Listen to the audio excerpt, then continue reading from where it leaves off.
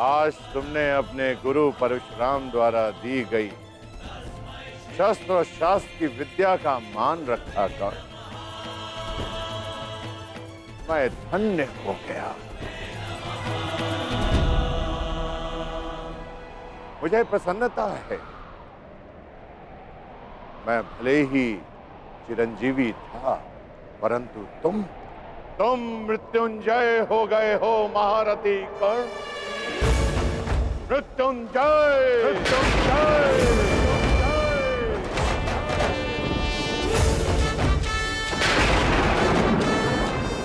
तुम्हारे जैसा सर्वश्रेष्ठ धनुर्धर न कभी इस धरा पर हुआ है और ना ही कभी होगा, और ना ही कभी होगा, ना ही कभी होगा।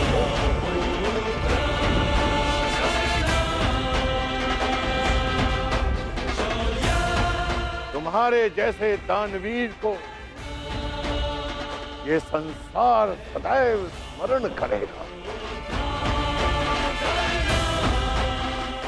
आज तुमने मेरे पृथ्वी पर आने के कारण को सफल कर दिया कर्ण। तुमने रणभूमि में कोई भी अस्त्र, कोई भी शस्त्र, कोई भी कवच, कोई भी ढाल अपने सामने सबको निरस्त कर दिया। अपने सामने उसे शूद्र सिद्ध कर दिया। तुम श्रेष्ठ नहीं, सर्वश्रेष्ठ होकर सर्वश्रेष्ठ।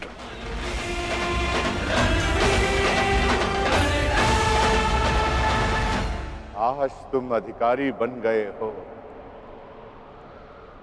कि तुम्हारे गुरु तुम्हें प्रणिपात्र दे।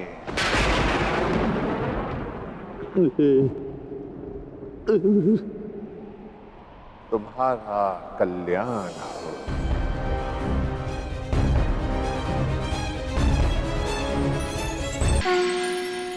संसार में दो ही अवसर ऐसे होते हैं जब मनुष्य किसी को स्वयं से आगे निकलता हुआ देखकर प्रसन्न होता है।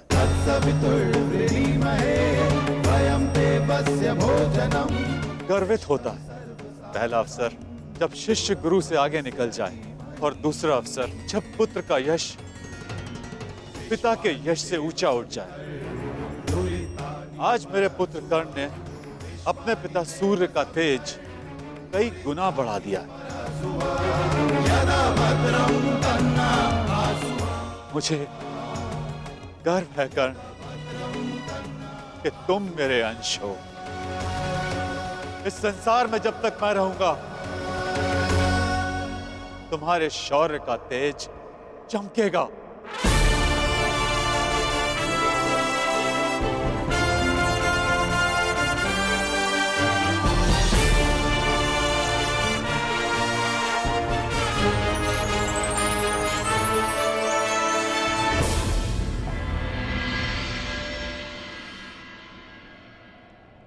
समय आ गया है सखा।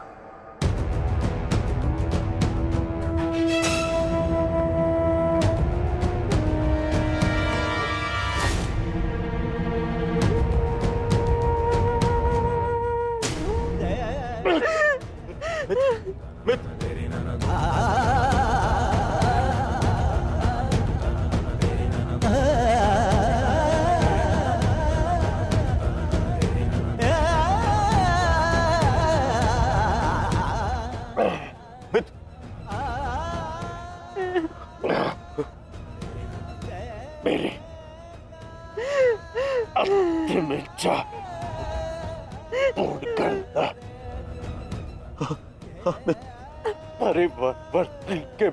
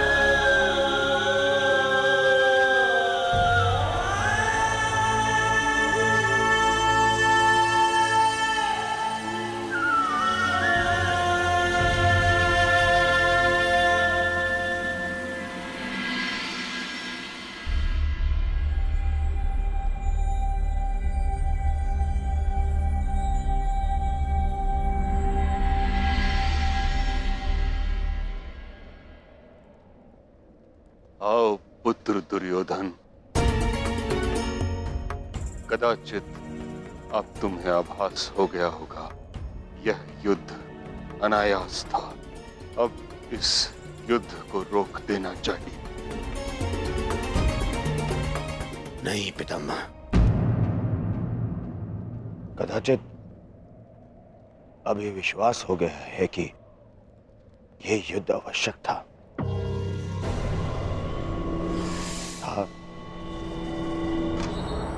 और है भी पितामह। आज आपके वंश का पहला दीपक बुझ गया पितामह।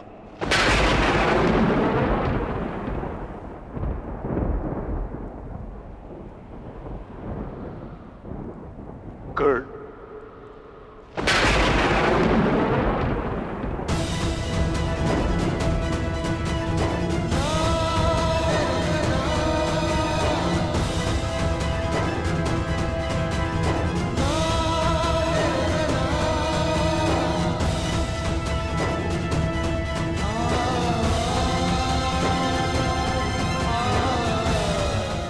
अर्थात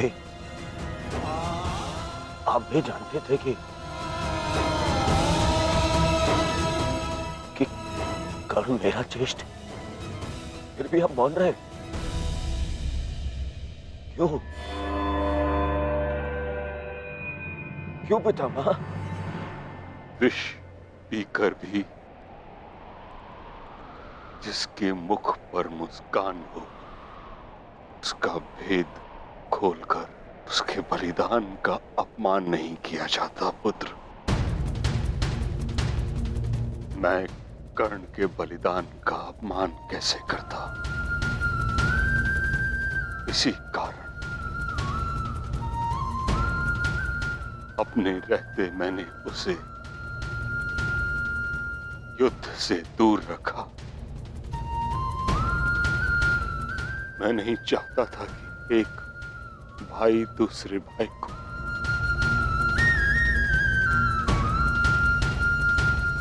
नहीं,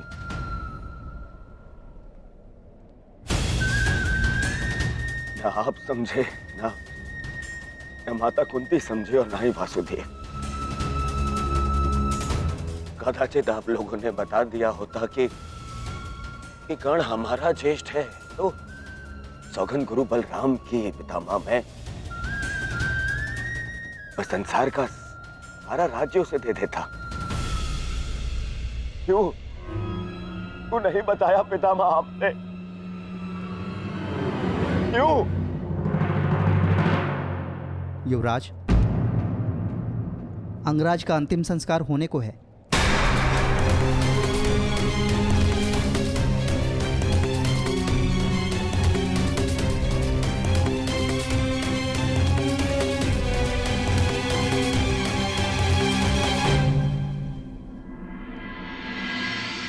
है मृत्यु तैयार यदि तुम आने को, प्रसन्न मुख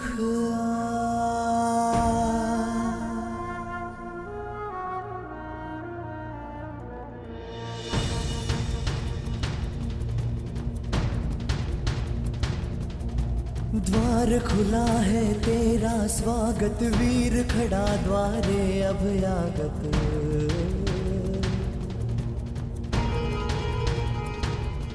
बाहें फैला के मुस्कुरा के करता अपने अतिथि का स्वागत।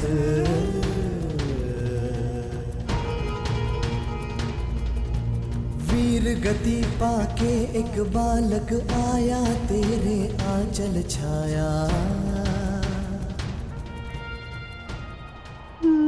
क्यों ईश्वर, क्यों क्यों स्त्री को ये शक्ति दी कि वो कोई भी बात छुपा कर रख सके? पहले संतान को 9 महीने अपने गर्भ में रखे, फिर अपने संतान से जुड़े सत्य को अपने मन के गर्भ में रखे। अगर मैंने जीवन में कोई भी पुण्य किया तो मेरी प्रार्थना सुन ले कि आज के पश्चात कोई भी स्त्री कोई भी रहस्य ना छुपा सके।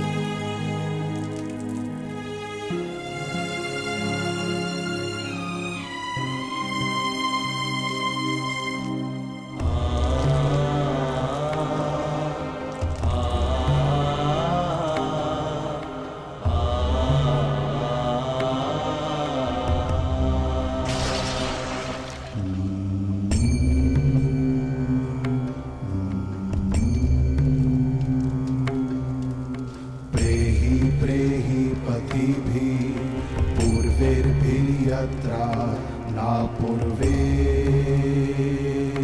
पीतर पर्युः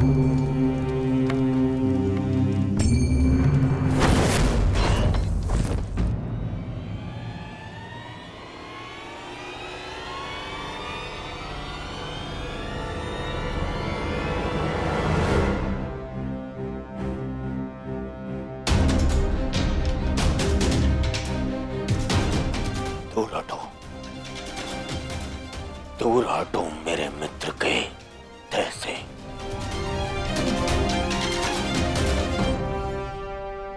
इसका अंतिम संस्कार करने का साहस मत करना युधिष्ठिर, अन्यथा यहां 5 और चिताएं जल जाएंगी।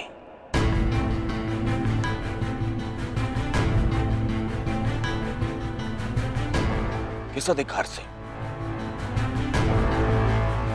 किस अधिकार से तुम इसका अंतिम संस्कार कर रहे हो? कौन लगता कौन है तुम्हारा? कुछ क्षण पहले पता चला कि इसका और तुम्हारा रक्त एक है, तो तुम्हें अधिकार मिल गया कि तुम इसका अंतिम संस्कार कर दोगे। नहीं, नहीं युधिष्ठिर,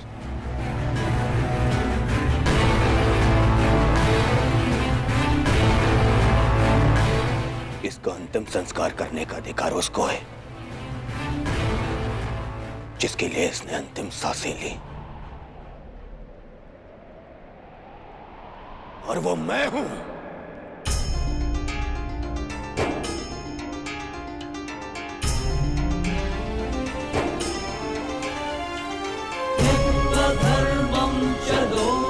मेरे माता पिता देख नहीं सकते, परंतु उनकी आंखों में भी एक स्वप्न है। स्वप्न है कि उनकी चिता को उनका ज्येष्ठ पुत्र अग्नि दे। अब कर्ण के जाने के पश्चात मैं ये नहीं जानता कि मैं अपने माता पिता को अग्नि दूंगा या मेरे पिता मुझे विदा करेंगे। अग्नि वो देता है जिसके चले जाने के पश्चात वो अनाथ हो जाए।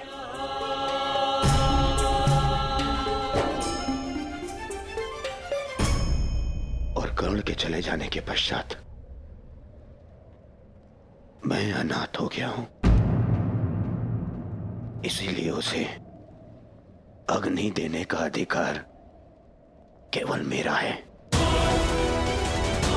और मुझसे ये अधिकार कोई नहीं छीन सकता।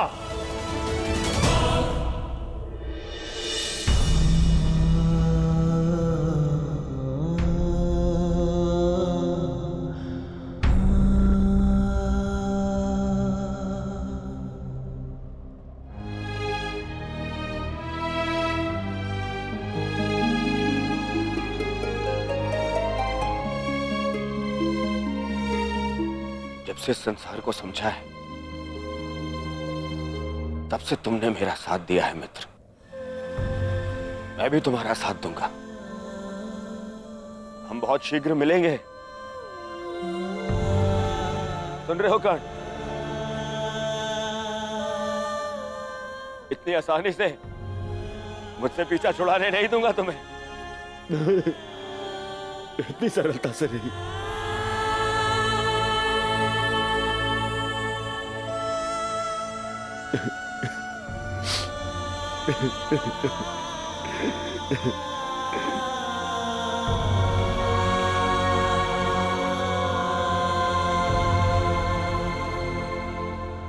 यह एक वीर की अंतिम यात्रा का प्रयाण है दुर्योधन।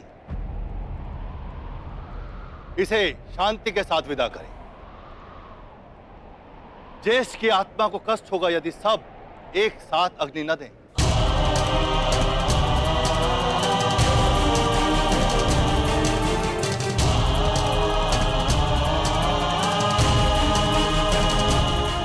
ठीक है महर्षि, अपने मित्र की शांति के लिए मुझे यह भी स्वीकार है।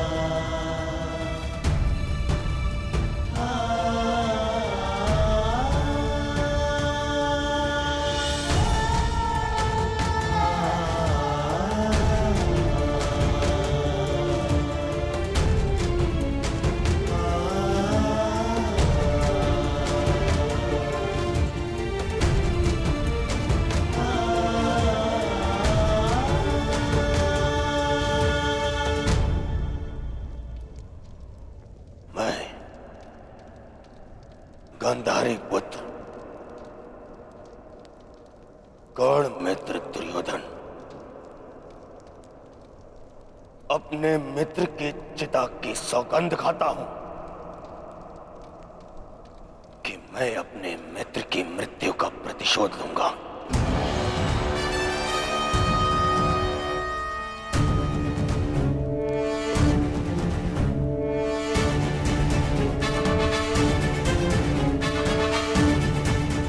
अब ये युद्ध ना इंद्रप्रस्थ के लिए है और ना ही हस्तिनापुर के लिए। अब ये युद्ध है तो केवल मेरे मित्र के प्रतिशोध के लिए।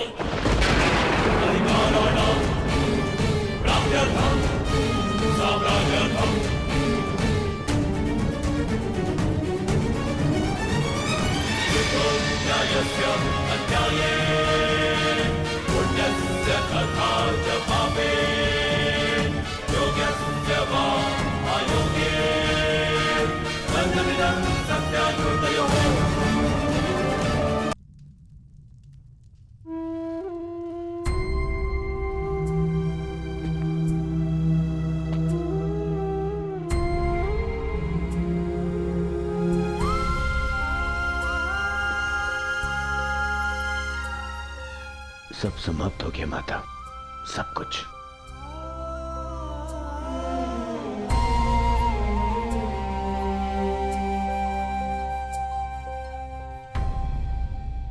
कुछ नहीं बचा, कुछ भी नहीं बचा। कर्ण के साथ मेरी विजय, मेरा सुख, मेरा स्वप्न, सबका अंत हो गया। मां मुझे क्षमा कर दीजिए, मैं आपके पुत्रों की रक्षा नहीं कर पाया, परंतु मां मेरे 100 भाई मारे गए, 99 वो जो आपके गर्भ से जन्मे, और एक वो जिसने मेरे लिए समय के गर्भ से जन्म लिया। मेरा मित्र कर्ण, मैं नहीं रहा माता। माता आपको 100 पुत्रों की माता होने का वरदान मिला था ना माता, तो मुझे सदा 100 भाइयों के भाई होने का वरदान क्यों नहीं मिला माता?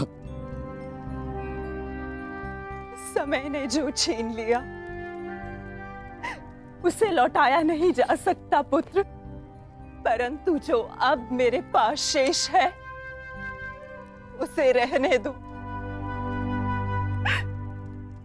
छोड़ दो ये युद्ध पुत्र।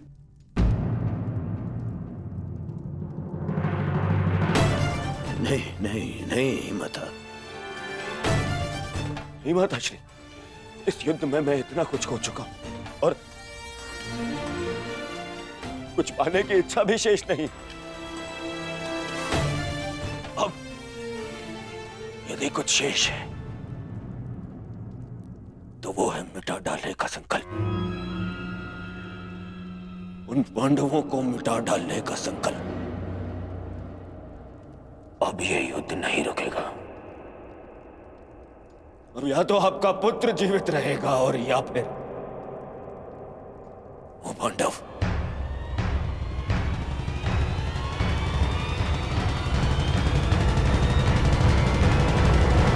वो है मिटा डालने का संकल्प,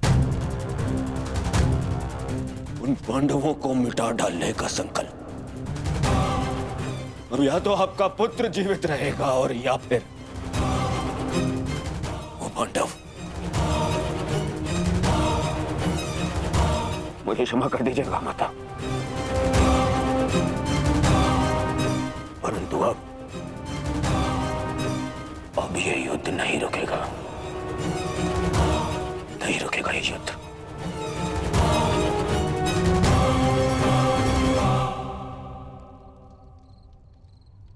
क्या हुआ माधव? शांति के साथ अधीरता का ऐसा मिश्रण मैंने आप में कभी अनुभव नहीं किया।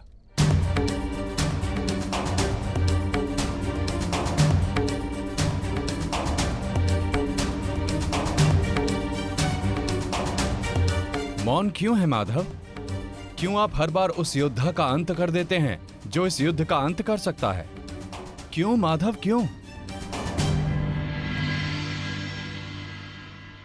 जिसे हम अंत समझते हैं वो एक नया प्रारंभ होता है बारबरी। जिसे हम काया का अंत समझते हैं वो कायांतरण होता है। और जिसे तुम एक योद्धा का अंत समझ रहे हो वो एक नए परिवर्तन का प्रारंभ है। उचित कहा माधव। हर अंत में ही एक नया प्रारंभ है, परंतु यह आवश्यक नहीं कि हर अंत के पश्चात एक नया परिवर्तन जन्म ले, क्योंकि कभी कभी एक अंत एक प्रतिशोध को जन्म देता है, और वो हो चुका है। एक नया प्रतिशोध जन्म ले चुका है माधव।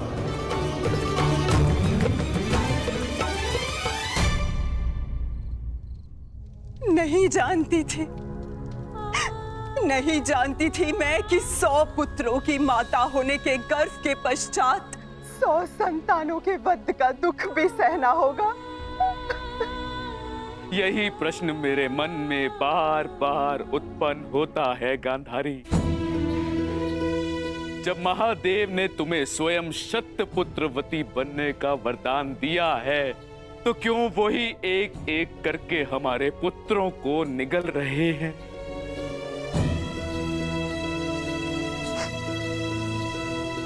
उत्तर मिलेगा आर्य, इस प्रश्न का उत्तर भी अवश्य मिलेगा।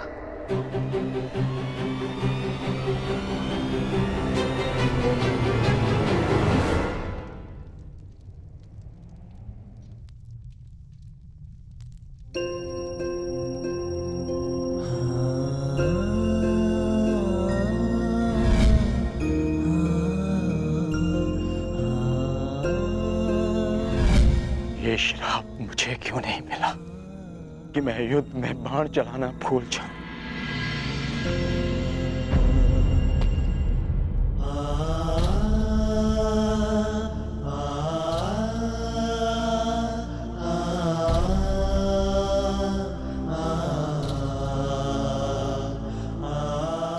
ये कैसा युद्ध है माधव, कैसा युद्ध? न्याय के लिए हमने अपने ही ज्येष्ठ का रक्त बहा दिया, और क्या बलिदान मांग रहा है ये महायुद्ध हमसे? कब होगा, कब होगा इस महाविनाश का अंत माधव, कब होगा? माधव, कुछ समझ नहीं आ रहा। धर्म और वचन का पालन करते करते ये हमसे क्या अधर्म हो गया? मैं तुम सबके मन की इस व्याकुलता को समझ सकता हूं।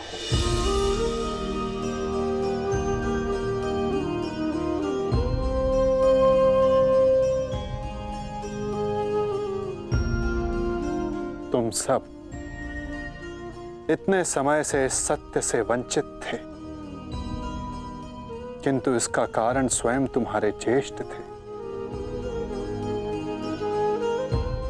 और जब सत्य समक्ष आया तो बहुत विलंब हो चुका था।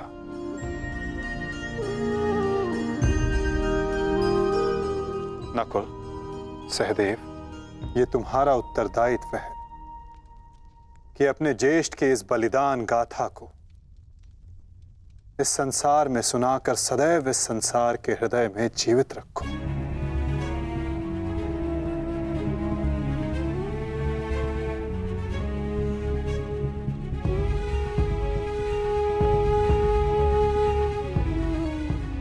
पार्थ, तुम्हारे ज्येष्ठ अंगराज कर्ण सदैव इस युद्ध के प्रारंभ से पूर्व अपना अंत जानते थे।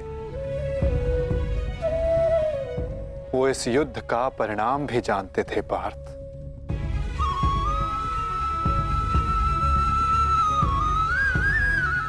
परंतु चिंता मुझे उनकी है जो देख नहीं पाते, क्योंकि जो देख नहीं पाते उनकी इच्छाओं का परिणाम बहुत घातक सिद्ध हो सकता है।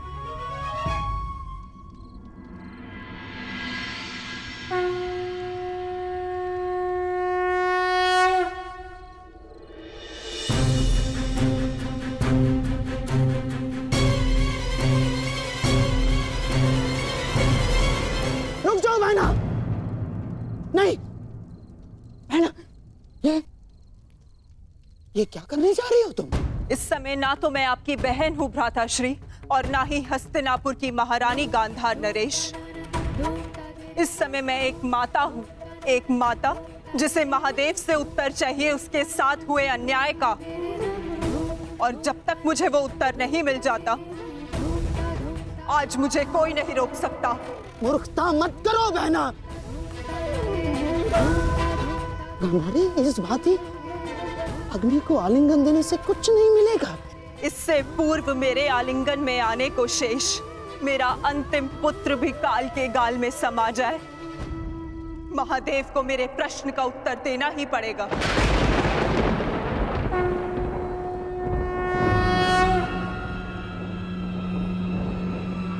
नहीं बहना, मैं तुम्हें ऐसा नहीं करने दूंगा। नहीं करने दूंगा मैं तुम्हें ये सब कुछ ना। आप हस्तिनापुर की महारानी को आदेश दे रहे हैं गांधार राज? देखो बहना, ईश्वर के लिए ये सब मत करो। एकांत।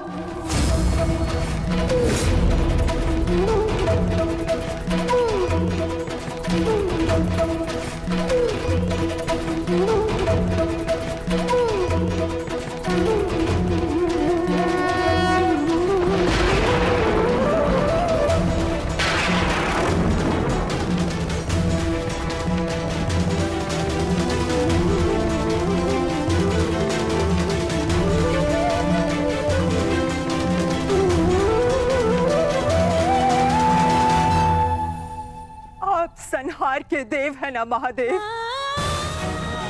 तो आज मैं स्वयं को संहार करके आपको प्रस्तुत करती हूँ।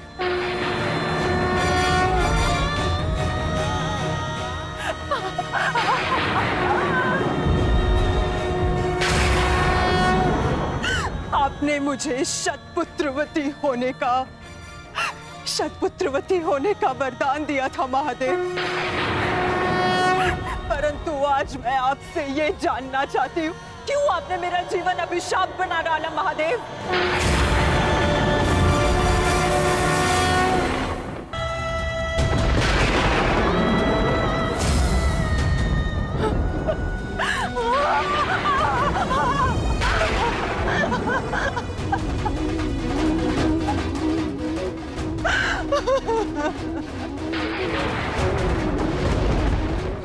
प्रकट होइए महादेव, प्रकट होइए। आपने मेरे जीवन को एक जीती जागती चिता बना डाला है। ये माता अपने पुत्रों का हंसता हुआ मुख नहीं देख पाई,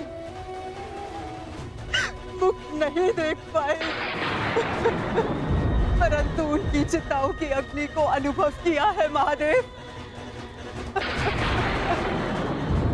या तो आप अपने उत्तर से मेरे मन को शीतलता दीजिए, अन्यथा मुझे जीते जागते जल जाने दीजिए।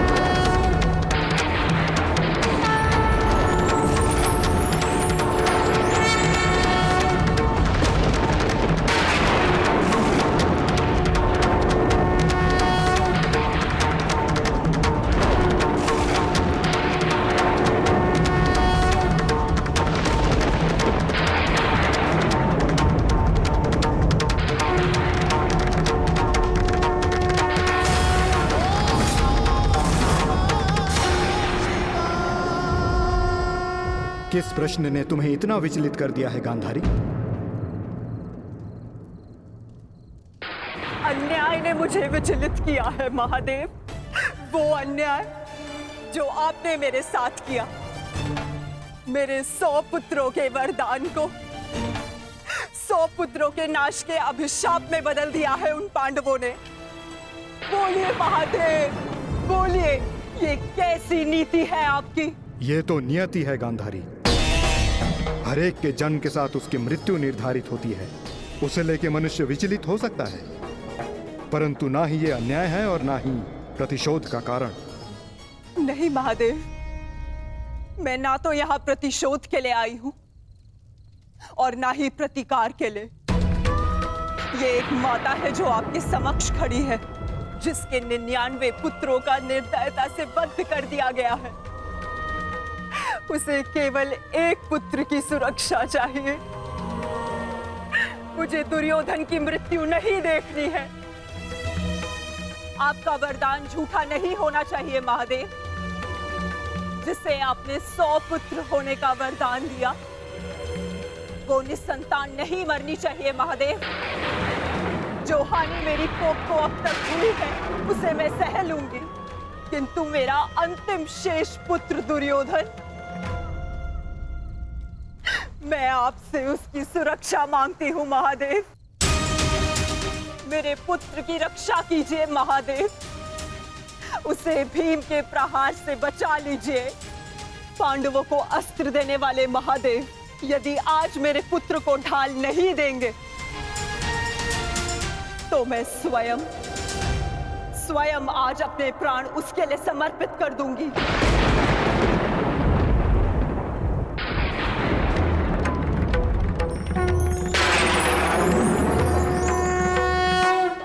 तुमने अपने पुत्र के साथ अन्याय किया है गांधारी।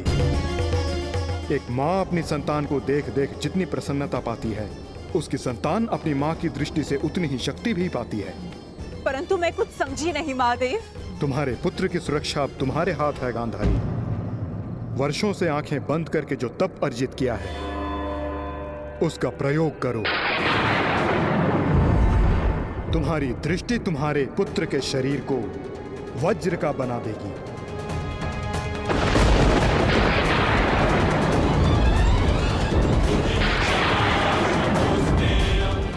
वो वज्र जिसे किसी का प्रहार नहीं तोड़ पाएगा।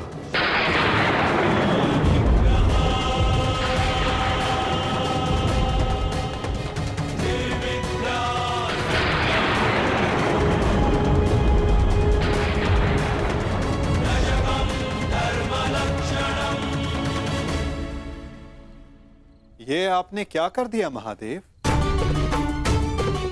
आप स्वयं धर्म स्वरूप हैं महादेव। फिर धर्म स्थापना में आप बाधा कैसे बन सकते हैं? धर्म स्थापना के लिए दुर्योधन का नाश आवश्यक है महादेव, और आपने दुर्योधन को अटूट ढाल दे दी। मैंने वही किया जो परिस्थिति के अनुकूल था। परंतु नियति के लिए तो प्रतिकूल था ना भोलेनाथ। मेरा परम भक्त यदि मुझसे कुछ मांगता है तो मैं उसे मना नहीं कर सकता माधव। ये तो आप जानते हैं। मानता हूं इसके कारण बार बार आपके समक्ष समस्याएं उत्पन्न होती हैं, परंतु मुझे विश्वास है कि हर बार की भांति इस बार भी नारायण इस समस्या का हल निकाल ही लेंगे। मैं अपनी व्यवस्था से बंधा था, परंतु आप अपना कार्य पूर्ण करने के लिए स्वतंत्र हैं।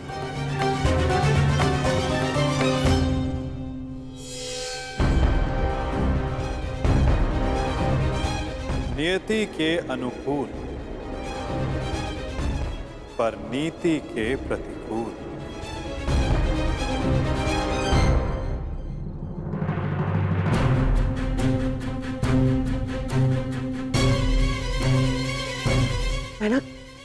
बहना क्या हुआ? महादेव ने दर्शन दिए?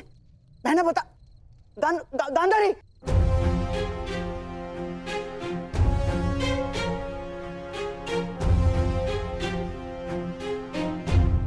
महारानी। दासी, युवराज दुर्योधन से कहिए मैंने उन्हें अपने समक्ष प्रस्तुत होने का आदेश दिया है, तुरंत।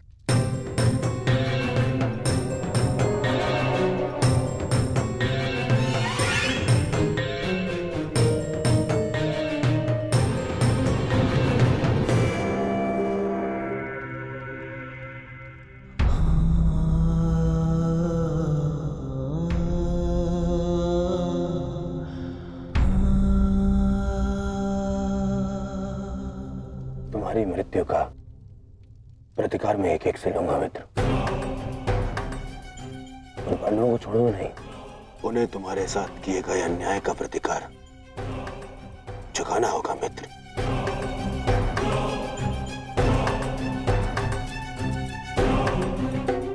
युवराज दुर्योधन, मैं मद्राज आज तक किसी के सामने नहीं झुका, परंतु आज मैं अपना सर झुकाकर अपनी भूल को स्वीकार करने आया हूँ। मद्राज, चक्र निकालने में मेरी सहायता कीजिए। तुम भूल रहे हो अंगराज, तुम सूत पुत्र हो, तुम स्वयं अपने रथ का चक्र निकालो। मद्राज, मुझे मेरा विजय धनुष दीजिए। नहीं अंगराज, मैं तुम्हारी आज्ञा का पालन नहीं करूंगा।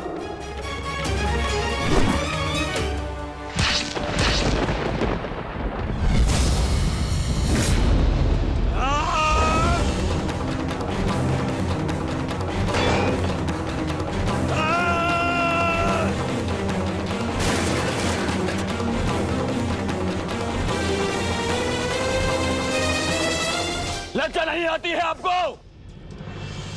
जिस कर्म को करने के पश्चात मृत्यु मांगनी चाहिए, उसके लिए क्षमा मांग रहे हैं आप? ऐसे कर्म को करने के पश्चात आपका साहस कैसे हुआ मुझसे क्षमा मांगने के लिए? चक्र रथ को निकालने में सहायता की होती, विकर्ण को उसका विजय धनुष दे दिया होता तो आज एक धनुर्धारी मरता, परंतु वो कर्ण नहीं अर्जुन होता।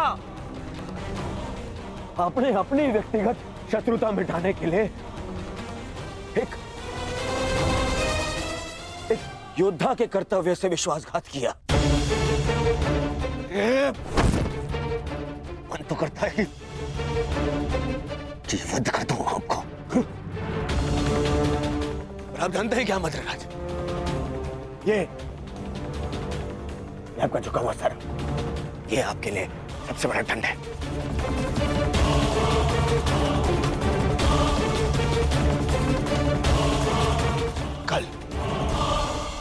कल प्रातः काल सूर्योदय से पूर्व आप युद्ध भूमि से अस्त हो जाएंगे।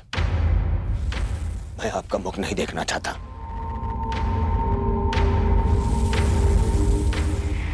मैं कर्ण की मृत्यु का प्रतिशोध लेना चाहता हूं युवराज।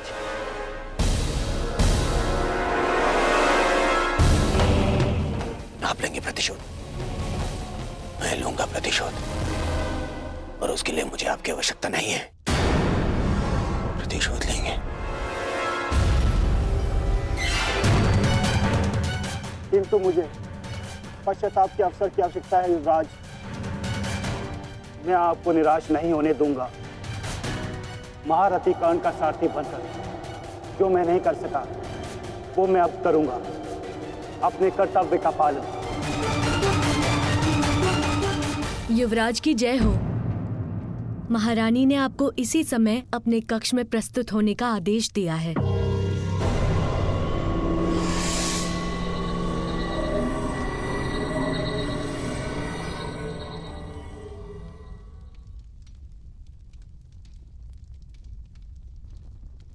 पिताश्री, माता ने यूं अचानक मुझे स्मरण क्यों किया? इस समय एक माता केवल अपने पुत्र से बात करना चाहती है पुत्र, इसके अतिरिक्त मुझे कुछ ज्ञात नहीं।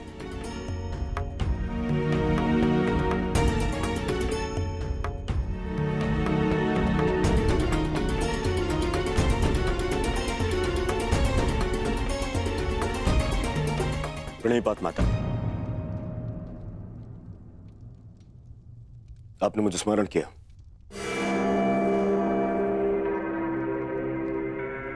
हाँ पुत्र, स्मरण किया,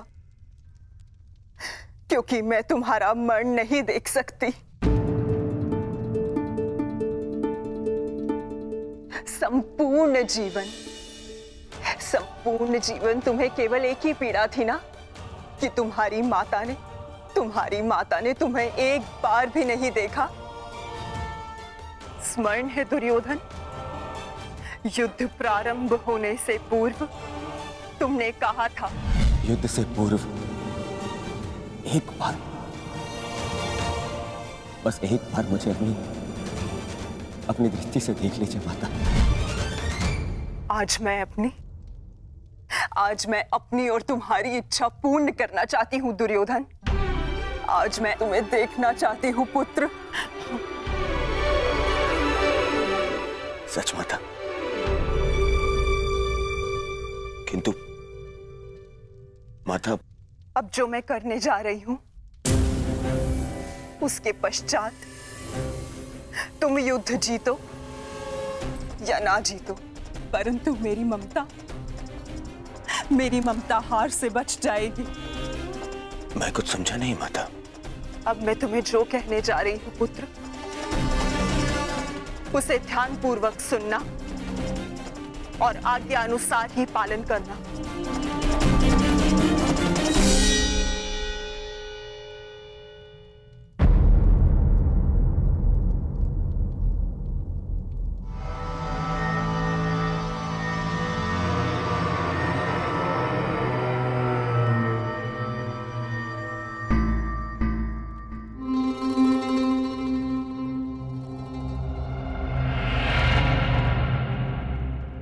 दुर्योधन,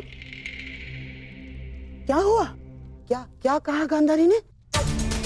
और उसने तुम्हें क्यों बुलाया था? गंगा स्नान के लिए जाना है मामाश्री। गंगा स्नान? किंतु क्यों दुर्योधन? देखो दुर्योधन, तुम अपने मामा को कुछ नहीं बताओगे? हैं? ये स्नान, ये क्या है सब कुछ? माता के आदेश का पालन करने के लिए किंतु परंतु नहीं पूछते मामाश्री। मैं भी तुम्हारे साथ चलता हूं।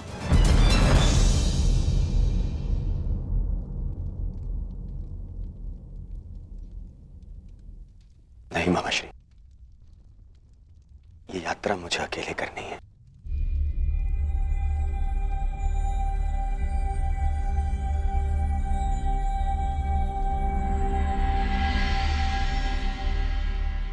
आइए आप सब भोजन ग्रहण कर लीजिए। किन हाथों से भोजन ग्रहण करें पांचाली?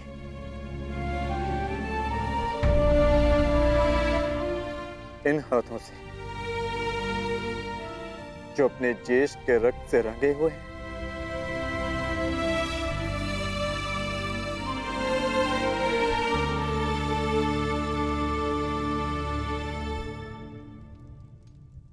जाओ पार्थ, जाकर विश्राम कर लो। कल प्रातः पुनः युद्ध प्रारंभ होगा और उस युद्ध के लिए सज्ज रहना होगा तुम्हें। परिवर्तन के लिए ज्येष्ठ ने अपना जीवन त्याग दिया। कुछ परिवर्तनों को लाना नहीं होता पार्थ, उन्हें होने देना होता है। तुम अपना कर्तव्य करो पार्थ। फल हो या परिवर्तन, जो भी होगा स्वयं होगा।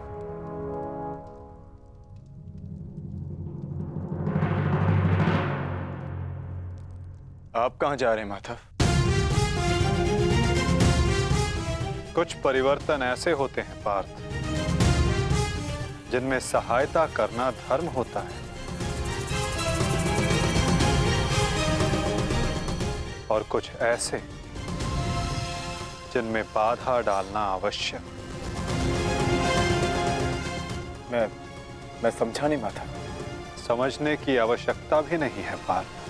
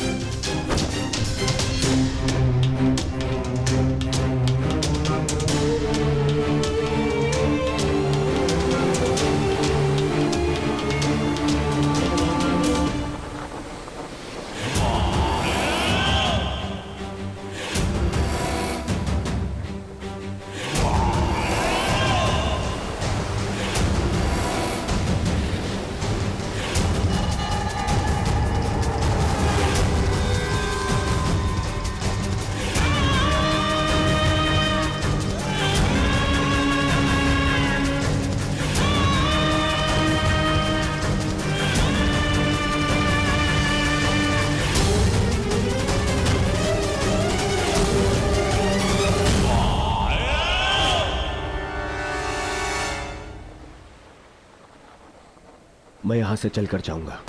क्षमा करना युवराज, किंतु माताश्री का आदेश है। मुझे पूर्णतः निर्वस्त्र होकर उनके समीप जाना है। परंतु यहाँ से महल तक का मार्ग बहुत लंबा है प्रभु। आपको कुछ पहनना होगा। अगर प्रजा की दृष्टि में आए तो राजवंश उपहास का भाजन बनेगा।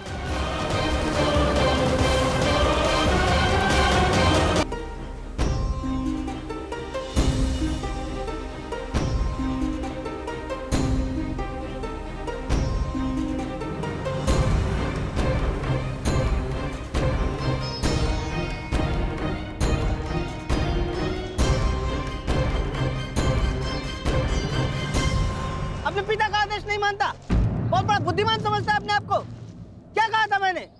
बछड़े की डोर हाथ में रखना, समझता नहीं है? बहुत बुद्धिमान है तू। क्या समझाया था मैंने? क्या कहा था मैंने? क्या पूछ रहा हूँ मैं?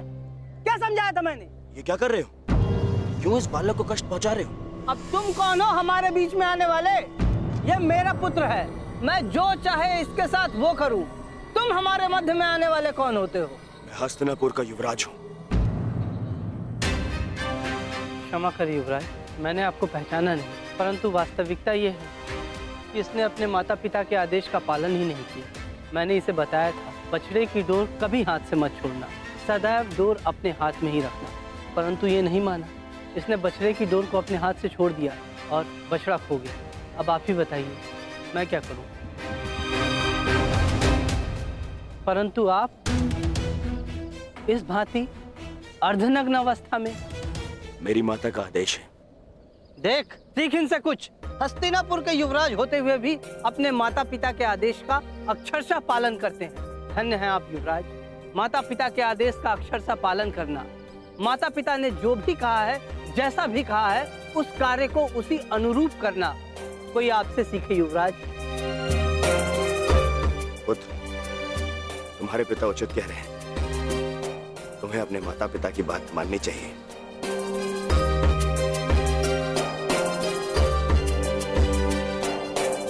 माता पिता के आदेश का अक्षरशः पालन करना, माता पिता ने जो भी कहा है, जैसा भी कहा है, उस कार्य को उसी अनुरूप करना कोई आपसे सीखे युवराज।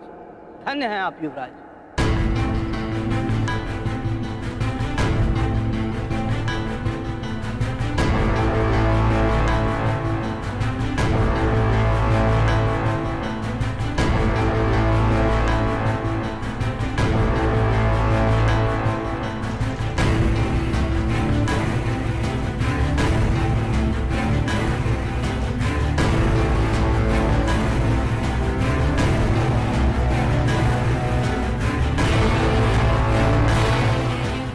माता के आदेश का पालन कर रहे हो दुर्योधन, परंतु गंगा स्नान के पश्चात यूं वस्त्रहीन क्यों होकर आए हो?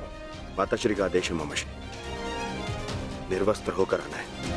बुद्धिहीन हो दुर्योधन। माता के लिए तो बालक ने गर्दन से नीचे भी वस्त्र ना पहना हो तो वो नग्न कहलाता है।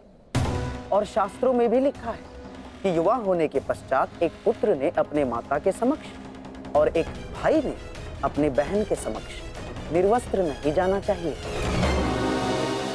पुत्र पौत्र वाले हो गए हो ना दुर्योधन, न जाने तुम्हें बुद्धि कब आएगी। माता के समक्ष यूं अवघड़ बनकर जाओगे?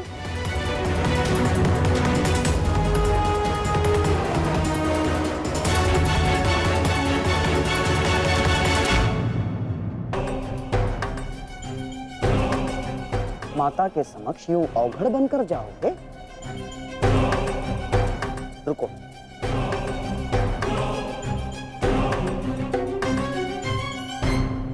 लो, कम से कम इसे अंगवस्त्र बनाकर धारण करो। लो दुर्योधन।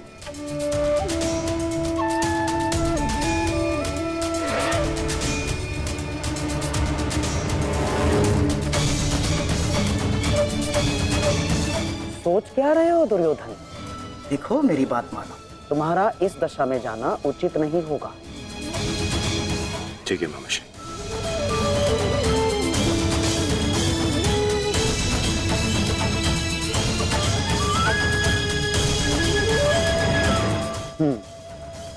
अब जाओ और अपनी माता के आदेश का पालन करो। जाओ।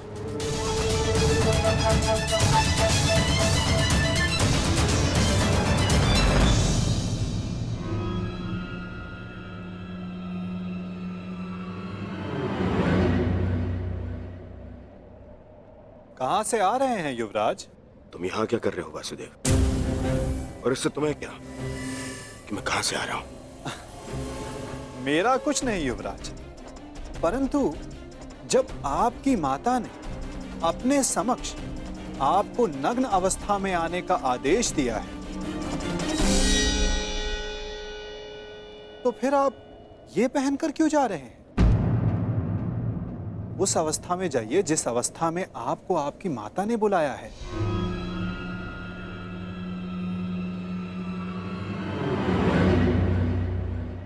देखिए युवराज, जब माता पिता कोई आदेश दें तो बिना संकोच करे उनके आदेश का पालन करना चाहिए।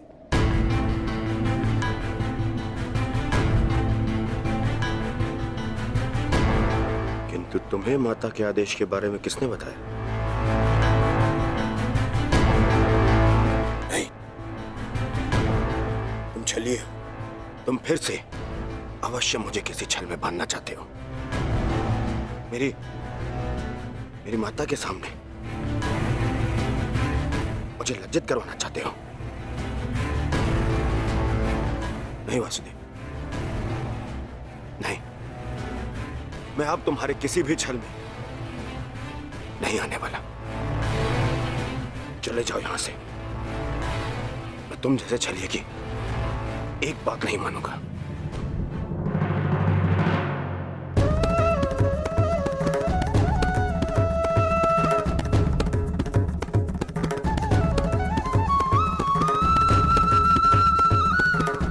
मेरी एक बात नहीं मानना चाहते दुर्योधन, परंतु बात मेरी ही मानिए।